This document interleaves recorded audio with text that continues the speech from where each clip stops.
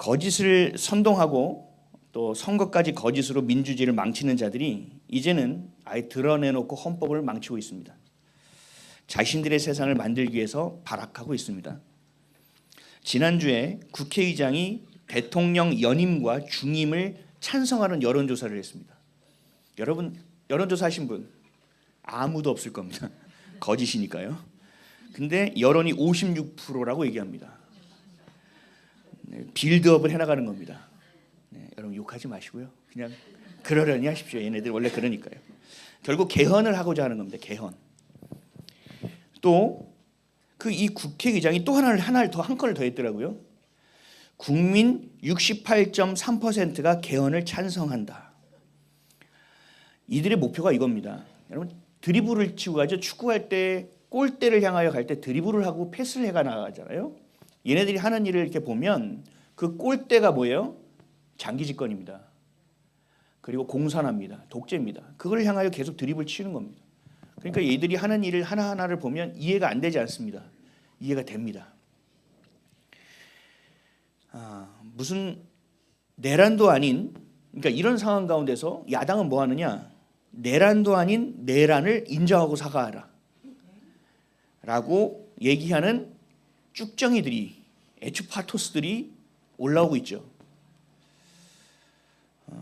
지금껏 정치를 해왔고 지난 1년간 이 내란이 진짜 내란이 무엇인지를 모두가 목도하고 있는 상황 가운데서 우리가 내란을 했으니 사과하자라고 얘기하는 것은 간첩입니다. 간첩.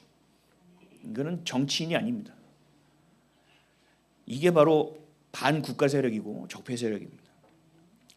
6.3 지방선거도 부정을 준비하고 있습니다. 여러분 발표한 거 보셨어요?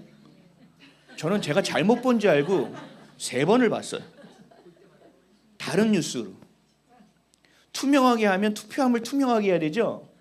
근데 투표함을 그대로 하고 받침대를 투명하게 했더라고요. 이건 진짜 국민을 개돼지로 하는 겁니다. 왜요? 반응이 없고 잘한다고 하고 있으니까. 그리고 자기네가 불법을 저지르며 쭉 치고 나가도 거침이 없잖아요.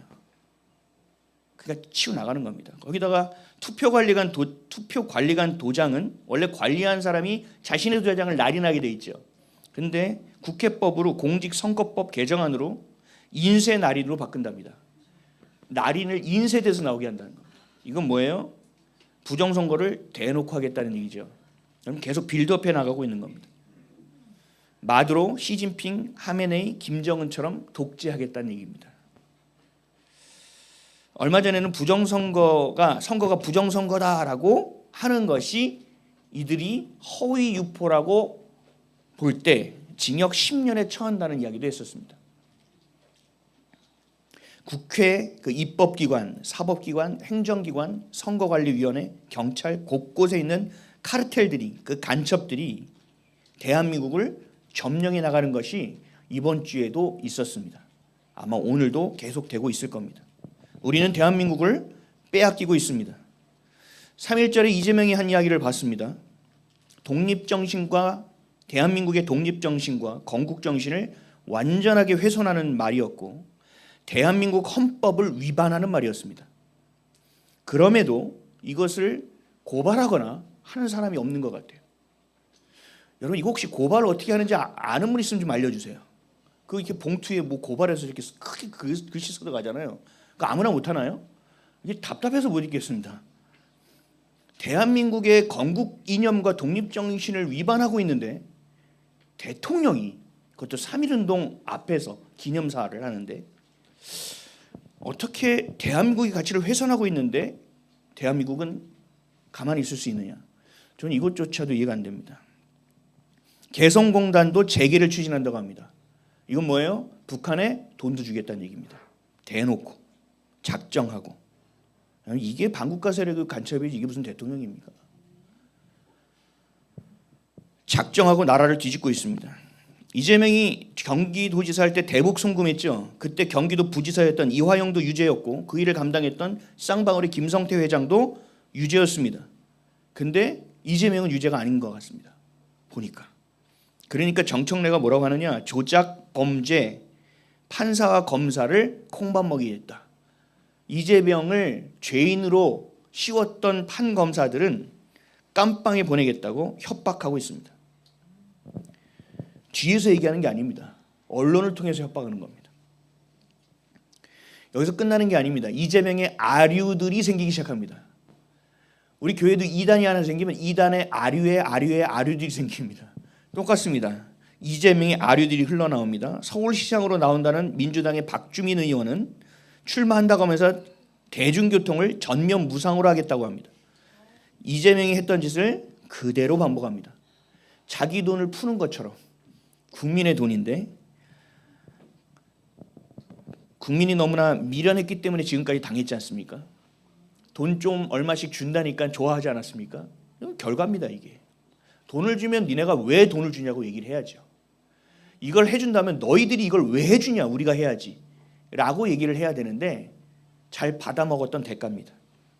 이런 일이 여전히 벌어지고 있습니다.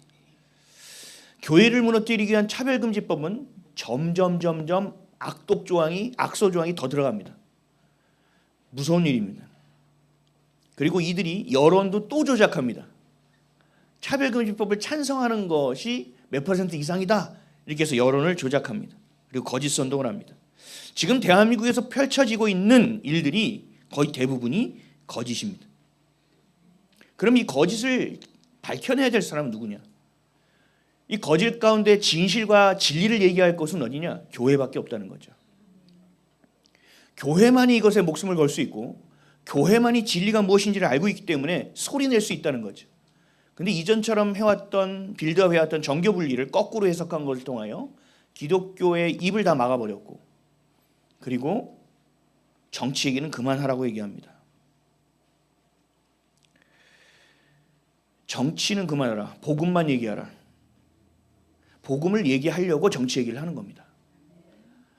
차별금지법을 통과시키고 이제는 교회 해체법을 추진하고 있는데 교회가 여러분 하나님을 잘 믿으면 천국 갈 수 있습니다. 이 얘기만 하고 있으라고요? 여기 앞에서 이제는 동성애가 죄라는 얘기를 하면 제가 끌려갈 텐데요. 교회에 와서 조사할 때 이제는요 영장도 없이 조사할 수 있습니다. 교회 해체법은. 들어와서 재정 다 까보고요. 다 열어보고요. 마음대로 장부 다 그냥 볼 수 있습니다. 영장 없이도요. 그 법이 교회 해체법입니다. 빌미는 통일교인데 목표는 우리입니다. 교회는 더욱더 칼날을 날카롭게 세워야 됩니다. 타협해서는 안 됩니다. 작은 것 하나까지도 리스트업해서 어떻게든 끝까지 추격하고 추적해서 그 일들을 책임을 반드시 물어내야 합니다. 그런데 교회가 몸을 사리고 있습니다. 여러분 그런 목사라면 옷을 벗어야 됩니다. 판검사 그렇게 장난질 할 거면 옷을 벗어야죠. 윤석열 대통령이 얘기했죠. 이거 누군가가 해야 된다면 언젠가는 해야 된다면 제가 하겠습니다. 그 누구도 손대지 않았던 욕먹을 일을 본인이 먹겠다라고 하지 않았습니까? 여러분 이거는 그리스도인들이 외쳐야 될 내용이에요. 누구도 이 이야기 하지 않았지만 누구도 이 정부에 대해서 손들고 얘기하지 않았지만 우리 교회는 반드시 얘기하겠습니다. 이 나라가 망하게 됐는데 어찌 우리가 얘기하지 않을 수 있겠습니까? 라고 얘기해야 된다는 거죠. 그런데도 제가 이번 주에 그래서 다른 교회 설교들 이렇게 찾아봤어요. 여전합니다. 여전해. 미련하고 아둔한 이야기를 계속하고 있으니 사탄이 웃을 짓입니다. 여러분 너무 슬프고요. 얼마 전에 또 대형교회 부산의 대형교회 목사님 욕하다가 걸렸죠.